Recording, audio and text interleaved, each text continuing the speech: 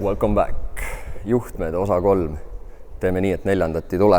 Viimastest klippidest on möödas kuskil 2 nädalat ja tehtud on üksjagu. Juhtmeid enam kojameeste vahel ei ole, nüüd on pundid juba mootori peal. Nagu introklippidest nägite, siis armatuuritemp töötab, vähemalt midagi ta näitas. Tagurpidi käigu tuli ka põleb ja ventilaator teeb pöördeid. Eelmine kord ütlesin, et juhtmestikud peaksid kõikidel mudelitel täpselt ühesugused olema, aga mulle tundus, et siin relee terminalide all on klemmid osad puudu. Aga tegelikult tuli välja, et BMW kasutab erinevaid värvi releesid ja erinevat värvi releedel on jalgade asetus erinev. Nii et ma võtsin ikkagi kaitsmekarbi laiali, kus oli korralik ussipesa ja tõstsin Fan 2-l ja Fan Low'l tõstsin klemmid ümber, et saada kasutada neid samu rohelisi releesid, mis sealpool on minu jaoks vähe universaalsem. Ja Fan High, mis on siin lillat värvid, selleks pidin kasutama teist tüüpi releed, sest see on NO-NC. Nagu ütlesin, siis esimese relee toide jookseb läbi teise NC kontakti. Ja kuna mul seal on nüüd ühe kiirusega ventilaator ja kasutan seda siis Fan High'na praegu, ehk siis minul läheb esialgu kasutusele see lilla relee. See jääb ootama, kui kunagi tuleb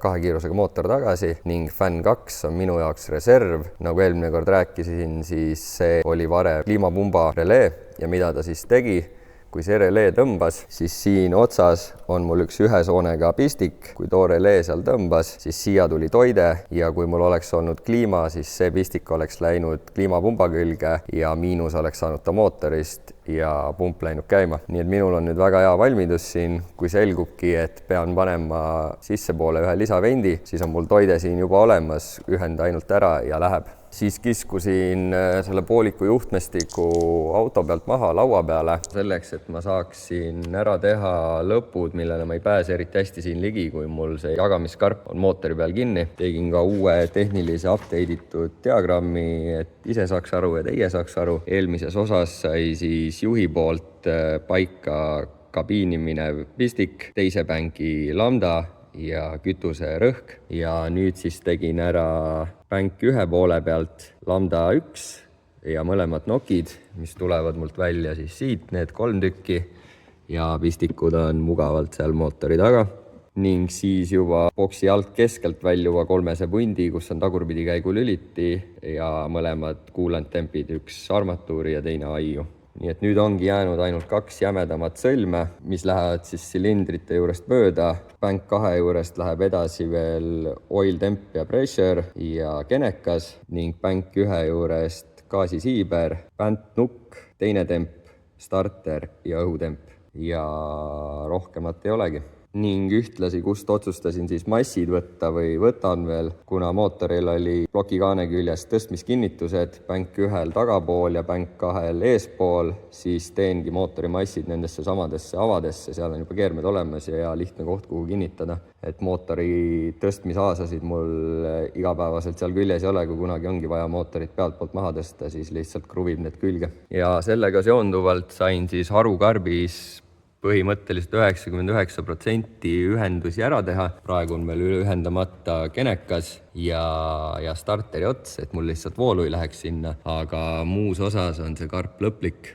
Tõmbasin nipukatega ilusti puntidesse ja kõik on selgelt arusaadav. Ning nüüd siis karbist alt tulebki välja mõlema poole pats, üks vähe jämedam kui teine ja peabki sellega edasi minema. Pikalt olen mõelnud, et kuidas ma nendega mootori pealt jooksen, et lihtsalt termodesse ajada ei tahaks, sest kuidagi on vaja need pundid ka ilusasti kinnitada. Pluss, kui mul oleks vaja teha argnemisi, siis ma peaksin termojuppidega kogu aeg jätkama ja tekitama selliseid kolmikuid või Y-keid. Ja mulle ei meeldinud see mõte, kuniks ühel päeval olin parasjagu ühte mööblieset tegemas 22 mm torust ja jäi üks jupp seda üle. Tundus hea plaan, et äkki paneks need torujupid siia nii. Mõõtsin siis fuel raili ennast, tuli välja, et see on ka 22 mm. Nii et kuidas siis kinnitada? Kohe tuli mõttesse, et AN voolikutele müüakse selliseid 2 vooliku klambreid. Vaatasin siis vooliku mõõtmeid, AN 10 klambrid on 20 millisele voilale ja AN 12 on 24-le. Mul oli vaja 22 saada, nii et lihtsam on suuremast väiksem teha kui väiksemast suurem. Midagi 1 millist vahele vaja panna. Selleks võtsin 20 millise obotoru, tavalise kaablitoru sellel on 1 milline seinapaksus, lõikasin endale sealt seibi ja risti lõhki ja paningi ta siia hülsiks peale. Ja see on veel ühtlasi väga hea, sellepärast et siis mul ei ole metall vastu metalli kinni poodud, pluss on ta jäigem, kui ma paneksin sinna mingi kummi, nii et plastik on, ma arvan, ideaalne lahendus sellele. Nii et selle poole oma on siin kinni juba. Enne värvi viimist puurisin 90-kraadise nurga all neile pesad sisse, kust on kaablitega välja tulla. Ja siin teisel pool panin juba näituseks ühe pihustipistiku külge, ehk siis pihustipistiku kumm läheb otse torru sisse ja süütepooli avast pean umbes 5-sendise termojupiga tulema ja siis on otse pistikusse. Ja kus juures need süütepoolid justkui oleks mõeldud sellele autole, sest kui pistik ja kumm on otsas, siis kummi viimane serv läheb täpselt plastikservani nagu valatud. Ja kuna tegin need torud metallist, siis ainus lahendus oli jälle pulbrisse minna nendega, et matt mustaks liivaks saada ja ühtlasi ei tahtnud sinna 2 korda minna, nii et eelmise nädalavahetuse veetsin õhufiltri boksi ehitades. Story peale juba öeldi, et väga clean build ja täpselt fitib ja nii edasi ja eks ta ongi, aga see on ka suure töö tulemus ja laiskuse tulemus, nagu mul isale meeldis alati öelda, et ta on liiga laisk, et asju mitu korda teha. Nimelt ma oleksin võinud vabalt teha tunni ajaga 1, proovida paika, teha parandusi, tunni ajaga 2, teha veel parandusi ja siis 3. tunniga 3. ja oleks ta saanud samasugune. Aga kuna mitu korda ei viitsi teha, siis tegin 7 tundi seda. Nii et panin kapoti peale, tegin papist käed mudeli ja ajasin ülemised servad ilusasti kapoti kumeruse järgi ning siin ilusti koopa järgi ja tegin talle ava, kust filtritoru täpselt välja tuleb. Ja siis hakkasin jälle kõrvaliste asjadega tegelema, nagu mul ikka kombeks on. Kui mõni ülesanne on liiga suur, mõtlesin, panen logarit külge, paras aeg, midagi nad enam ei takista. Ja ma ei tea, miks ma mäletasin, et logar katab terve koopa seest. Seda ta kahjuks ei tee ja kõik minu uhked pätsimised paistavad endiselt. Nojah. Nii et nii kaua, kui neid torusid värvimisest ootasin, otsisin endale alternatiivseid tegevusi ja tegin salongi veel ühe modifikatsiooni. Nimelt paigaldasin käetoe, sest sõites väga tundsin sellest puudust ja Z3-del mitte kunagi neid stokis ei olnud. Panin Google'isse otsingu, et mis lahendusi inimesi on endale teinud selle jaoks ja selgus, et E46 oma mõõtude ja kuju ja asja poolest sobib siia kõige paremini. Nii et tellisin Leedust 30 € ühe musta värvi käetoe. Originaalis kinnitub ta läbi keskkonsooli, aga arvestades, kuidas keskkonsooli väljavõtmise järjekord on, siis tunneli külge kinnitamise võimalust mul põhimõtteliselt ei ole ja kõik ongi selle lahendanud selliselt, et on kärpinud seda jalga nii palju kui vaja altpoolt ja külje pealt, et selle kontuuriga saada fittima maksimaalselt madalale, nii et see pöörlev osa jääb puutumata, käsipidur tõmbab lõpuni, ilma et läheks vastu ja ühtlasi on ka maksimaalselt taga. Ja kinnitasin 3 M6 popmutriga ja ütleks, et küünarnuki jaoks on siin tugevust küll ja veel ja olemas on ka laegas. Ta võib tunduda natukene liiga kõrge käigukangi nupu suhtes, aga mind ei häirinud ja kui tõesti kiiremaid vahetusi on vaja teha, siis üles lükates ta ka küünarnukile ette ei jää. Väike lihtne, mõnus upgrade, aga väärtust on tal väga-väga palju. Nii et nüüd ei jää mitte midagi muud üle, kui jälle juhtmetega edasi minna, sest torud on värvist käes. Ma arvan, et ma teen siin nüüd layouti, mis kuhu täpselt läheb ja mõõdan välja pistikute kaugused, et ma siis saaksin jälle terve juhtmestiku maha võtta ja laua peal teha kõik pistikud otsa, sest see on tunduvalt mugavam ja kiirem viis. 6 tundi tööd ja pisempool valmis. Et siis siit toru otsast tuli ainult 2 pistikut välja generaatorile ja õliandurile. Teiselt poolt nüüd aga tuleb tunduvalt rohkem. Põhipusimine oli siin masside ja toidetega, kuna need olid vaja jaguneda, ehk siis palju Y-id tekitada ja siis korraga need siia sisse tõmmata ning samal ajal siis aukudest välja. Kui selle juba tehtud sain, siis pistikute otsa tegemine läks juba kiiresti. Nii et proovin teda nüüd autole külge ja vaatan, kas kõik pikkused ja asjad said head ja siis tean, et teise poolega saab täpselt sama malli järgi jätkata. kukkus täitsa kenasti külge siia.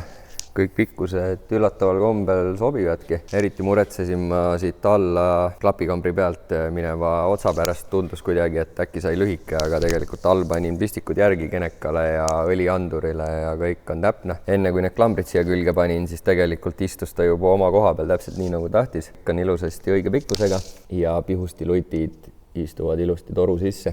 Nüüd ma tean, et kõik soonte pikkused, mis ma siin pool tegin, saan teisel pool täpselt samad teha ja siis peaks peegelpildis tulema kõik hästi.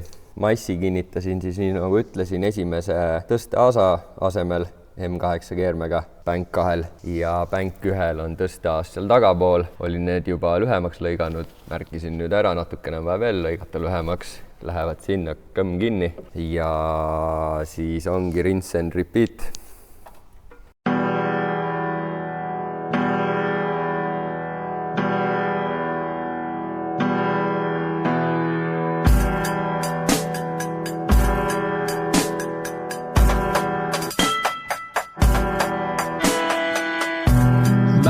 Chunks out of me. You're a shark and I'm swimming. My heart still thumps as I bleed. Korralik punt ja närvisüsteem. Mul on sünnipäev, see on sünnipäevakringel mulle.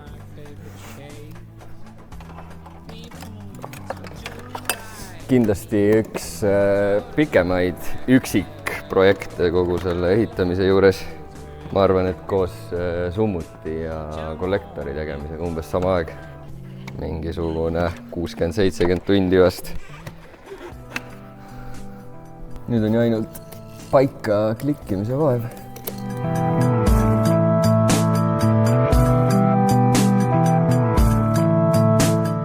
Nimekiri on klaasilt kadunud.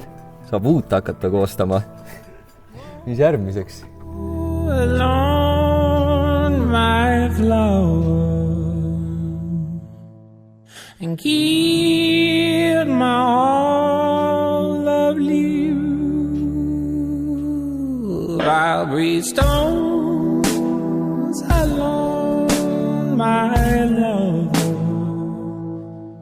Inimesed näevad päriselt ka nagu mingid tööd tegemas, muidu näid see, nii, nüüd ma tegin seda 20 tundi ja ma tegin seda 3 kuud ja aga mingit töö tegemist videos üldse nagu ei ole, et tegelikult ma ei teingi ise midagi, ma ise tegelikult midagi teinud. Ega ise ei olegi mõtet autot ehitada. Mõttetu ajakulu ja raha läheb ka rohkem, kui laseks kellelgi teisel teha. Chunks of you will sit down to seals, blubber rich in morning.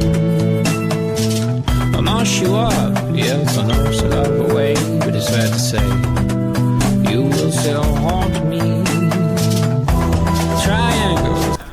Where did you learn that? 3 points where 2 lines meet. Toe to toe, back to back, let's go, my love. It's very late till morning comes. Let's desolate.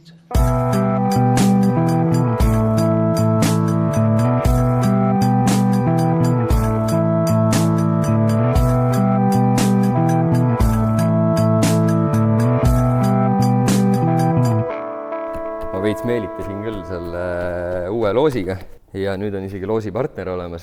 On üks kinkekaart, millele ma ootan, et öeldakse mulle, mis number sinna peale kirjutada.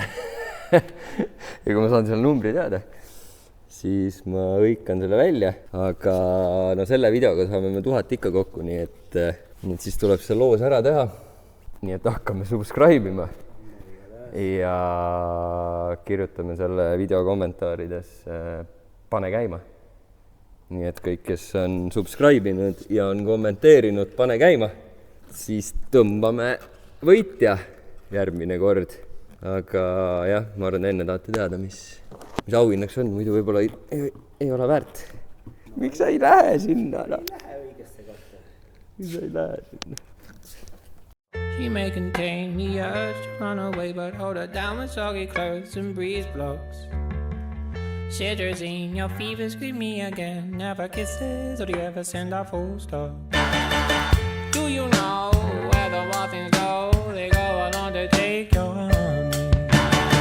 Way down how we build our breakfast. Now let's say my love, love, love. La la la la, muscle to muscle, toe to toe.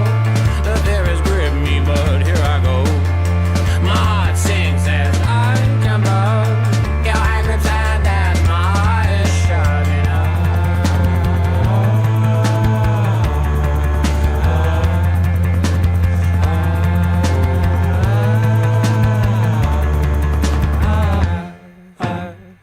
Do you know where the wild things go? They go on to take your honey. Way down our sleep, build our breakfast. Now let's eat my love, love, love. She bruises calls, she splutters pistol shots. Hold her down with soggy clothes and breeze blows. She's morphine, queen of my vaccine. My love, love, love. La la la, muscle to muscle and toe to toe. The fear is gripping me, but here I go. My heart sings as I jump out. Your hand grips hand as my eyes shutting out.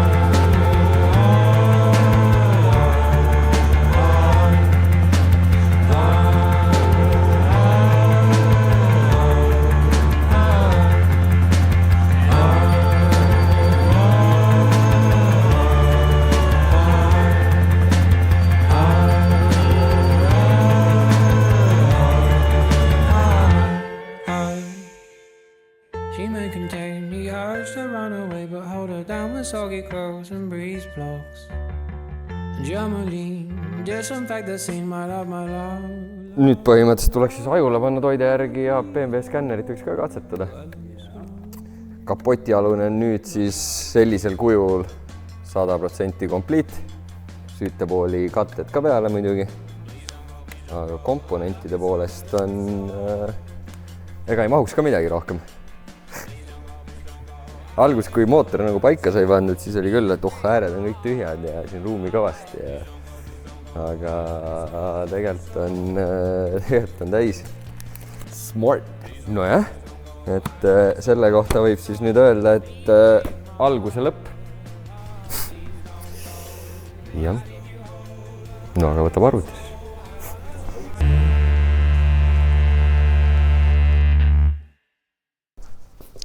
Laptop käes, nüüd läheb asi tõsiseks, Danger to Manifold. Olen kõigepealt OBD Readeri järgi. See esialgu võitles veidi vastu, küll aga mitte auto pärast, vaid Windows 11 pärast, aga nüüd ta käib. Nii et BMW skänner tuvastab mul auto ära, ütleb, et IKE-ga ta ühendust ei saa, IKE on Spido blokk, annab sellest kohe esimese asjana märku. Ja siis näitab VIN-i ja miks ma arvan, et ta IKE-ga ühendust ei saa, sest ma arvan, et sellel ajal see Spido ei olnudki veel sellesse suhtlusvõrku sisse implementeeritud. Et kui ma nüüd skänni panen, siis ta hakkab siin mooduleid vaikselt üles korjama ja Spidot ta ei leia ja ma arvan, et see selgitabki seda, miks Spidol service reset on tehtud lihtsalt groundi shortimisega. Et kui see Spido oleks ka võrku võetav asi, siis ilmselt see oleks lahendatud teistmoodi. Ja teine asi, mida ma ei leia, mis on minu jaoks oli natuke imelik, kohe jõuab põhimõtteliselt lõppu ka, on see ZKE moodul, see relais blokk, millest eelmine kord rääkisin, et see samuti ei tule millegi pärast võrku. Kuigi ega seal mingit teadust ei ole ka, et seal on lihtsalt sisendid ja väljundid. Kuid need olulised asjad, miks ma üldse selle OBD tööle tahtsin panna, on tegelikult siin olemas, ehk siis 3 asja. Immoblokk EVS, see on siis hea, kui on vaja võtmeid kirjutada. ABS, sealt ma loodan siis saada rataste kiirused, et traction control pärast taastada. Ja kolmandaks siis SRS, see on ka hea, et kui võtad istmepistikud või midagi lahti, siis SRS läheb errorisse, et saab siit kaudu taastada. Praegu näitab mingid erroreid ka ja seal ongi mingid vanad salvestatud rattakiiruse erinevused või et on olnud madal pinge või miskit, ehk siis ei midagi olulist. Nii et täpselt see, milleks OBD mul lisatud sai, et nendele ma nüüd ligi pääsen, et kogu loogika töötab. Et tegelikult see reader ei ole isegi mõeldud selle auto asju üles leidma, sest OBD2 tuli alates E38 ja see on ju E36, aga kuna seadmed ja loogika on ikkagi sama, siis reader saab ilusti aru, millega on tegemist. Ja siis läheb teine usp külge, millega saan Max Eku käima. kõigepealt alustasin enda juhtmestiku kontrolli, et kas mul kõik inputid ja outputid on õigesti ühendatud ja hakkasin nende konfimisega pihta. Kõigepealt diagnostika alt võtsin pihustid, süütepoolid, single output test ja mootori kõrval olles klikkisin need kõik 8+8 tükki läbi ja kuulasin, kas häält teevad ja kas teevad õige silindri juures häält. Seda nad tegid, nii et sellega hästi. Siis võtsin output configi, panin kõik outputid paika, mis mul ühendatud said. Esimene õlilamp, teine service reset, kolmas check engine, neljas üks vaba relee-karbis, siis by default kütusepump, järgmiseks 2 ventilaatorit, millest esimene kiirus mul siis hetkel ei tööta, aga teist kui vajutan siia testi, siis auto ees vent käivitub ning siis pidin ära määrama sisselaskeklapi pluss ja miinus suuna.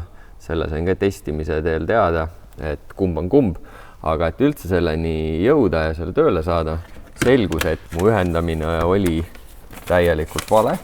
Maxi enda lehel ja VDO mingil brosüüril oli mul selline vasakpoolne ühendusskeem.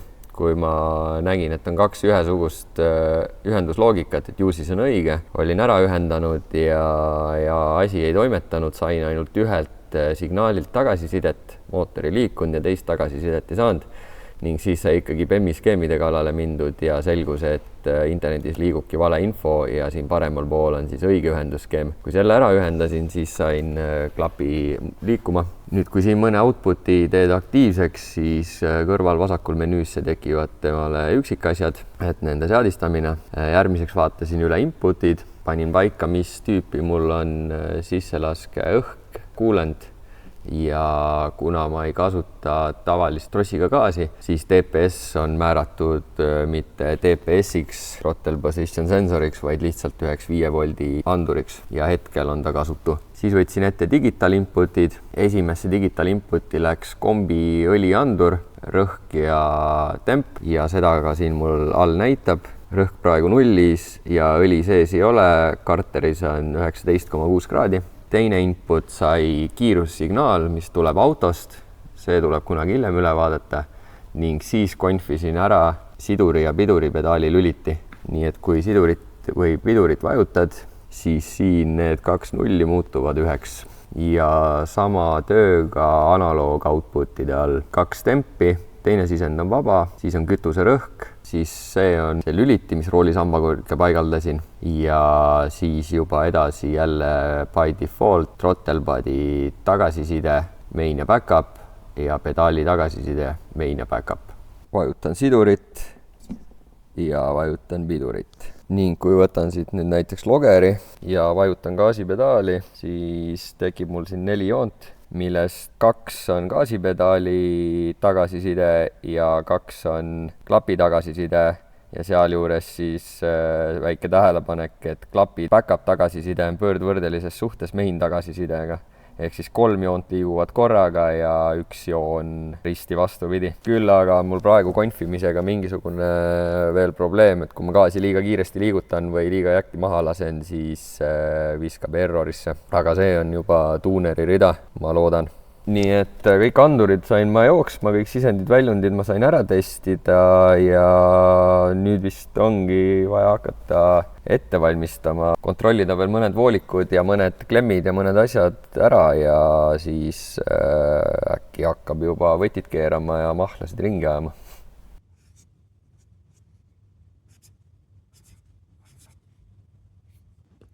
Täpselt nii, mina pluss raketibaas ja 100 euri. Sina subscribe pluss pane käima ja võib-olla 100 euri. Näeme jälle. Let's desolate.